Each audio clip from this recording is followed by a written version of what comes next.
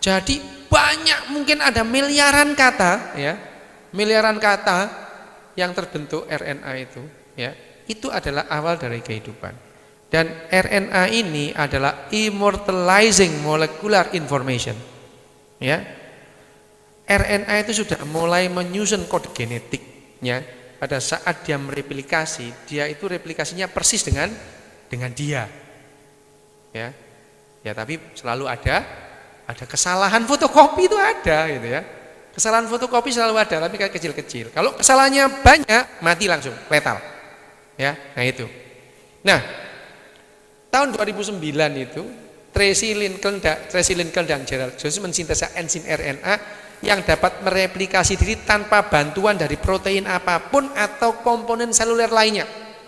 Jadi betul-betul RNA itu ada dengan sendirinya itu ya. Jadi menggabungkan beberapa polinukleotida itu langsung jadi.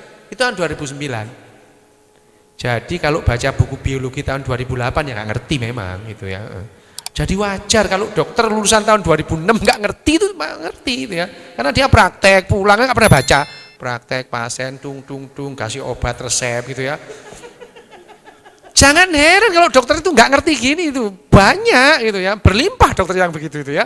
Seperti berlimpahnya ini kode-kode RNA ini ya. Banyak. Apalagi dokter yang lulusan tahun 72 gitu ya. Wah, ampun deh, wis nggak ngerti dia itu. Nggak ngerti ya, dia tetap itu kalau dia nyawanya pergi dulu. Nyawa nggak ada, Dok, gitu ya. Ya, ini nyawanya sudah pergi, ini nyawanya nggak ada, Dok, gitu ya. Kamu gimana sih? Saya dulu belajar ada lah, dokter belajarnya tahun berapa gitu ya. Itu ya, itu jangan dianggap kalau dokter itu tahu semua bahwa nyawa itu enggak ada, itu enggak tahu, banyak yang enggak tahu gitu ya. Dan diyakini gitu ya. Enggak apa-apa. Tapi jadi tahun 2009 itu sudah dibuktikan bahwa RNA itu dari situ ada. Dan RNA itu terus kemudian bervariasi, ya. Nah, selanjutnya akan lebih sederhana dari RNA kemudian RNA menjadi DNA, karena RNA awalnya adalah kata RNA ya, tapi kata ini bersifat tidak stabil ya, tidak stabil, kok ndilalah gitu ya, ndilalah ini ya, kemudian ada RNA yang kemudian menjadi DNA lebih stabil ya. DNA lebih stabil dan dia punya kecenderungan untuk mereplikasi dirinya. Ya. Dia membelah mereplikasi. Satu DNA menjadi 2 DNA yang identik. 2 DNA menjadi 4 DNA yang identik. Tapi keidentikan ini tidak 100%. Selalu ada variasi. Ada variasi. Nah, kalau 1 menit sudah ada 4 variasi, 2 menit ada 8 ya, 1 jam berapa? 3,5 miliar tahun berapa? Jadi ya kelihatannya jadi kompleks, padahal cuman gitu aja gitu ya, ya gitu. Nah sekarang seperti ini kok bisa menjelaskan, kok bisa tadinya itu 1 sel menjadi banyak sel gitu ya. Itu tadi kecenderungan sel itu pada saat dia bekerja sama kemudian lebih menguntungkan, replikasi berikutnya ya sama gitu, menguntungkan gitu. Ya banyak juga varian-varian yang di tengah jalan meninggal itu, mati, punah ya banyak gitu ya. Ya seperti gajah, dalam sejarah pergajahan kan banyak gajah itu.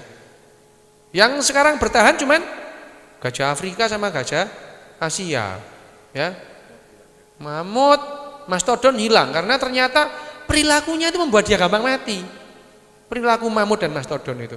Kalau dia musim dingin dia ke selatan, kalau musim panas dia ke utara, gitu kan? Jalan terus capek, mati, gampang mati. Mati di tengah jalan, gitu ya.